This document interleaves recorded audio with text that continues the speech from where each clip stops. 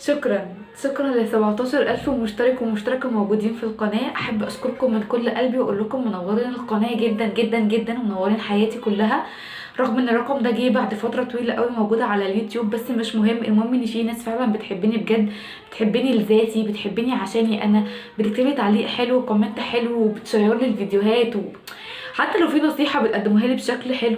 بجد انا بشكركم جدا من كل قلبي. يا رب اكون دايما عند حسن ظنكم واقدر اقدم لكم كل جديد وكل مفيد. طبعا ما قدرتش اكمل الفيديو من غير ما استاذ زين يحضر معانا الفيديو عشان يفضل ساكت. عايزه اقول لكم ان انا بشكركم جدا والله، رغم كل المشاغل والتراهي اللي انا موجوده فيها. ببقى فعلا مضغوطه جدا، بس بحاول على قد ما اقدر انزل لكم فيديوهات، وبحاول على قد ما اقدر ان انا اكون موجوده معاكم. بشكركم جدا من كل قلبي، ويا رب اكون دايما عند حسن ظنكم. وما تنسوش بقى طبعا تشتركوا في القناه لو انتم مش مشتركين، لاني عندي حبه ناس كده لسه ما اشتركوش في القناه وهم النسبه الاكبر. فبتمنى ان انتوا تشتركوا في القناه وتكونوا صحابي وتكونوا اخواتي وتنضموا للعيله بتاعتنا الكبيره او الصغنونه دي لحد ما تكبر ان شاء الله.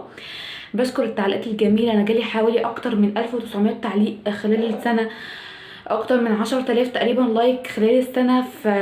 يعني مبسوطه. 2021 يعني كانت يعني كانت سنه صعبه عليا شويه، ولكن كان فيها انجازات كتير حلوه انا بفتخر فيها. يا رب عقبال 100,000 وعقبال كده ما نستلم الدرع واشوفكم كلكم وابوسكم كلكم كده من خدكم، اقول لكم ميرسي يا بنات على كل التعليقات الحلوه والدعم الكبير اللي انتوا بتقدموا لي. باي باي.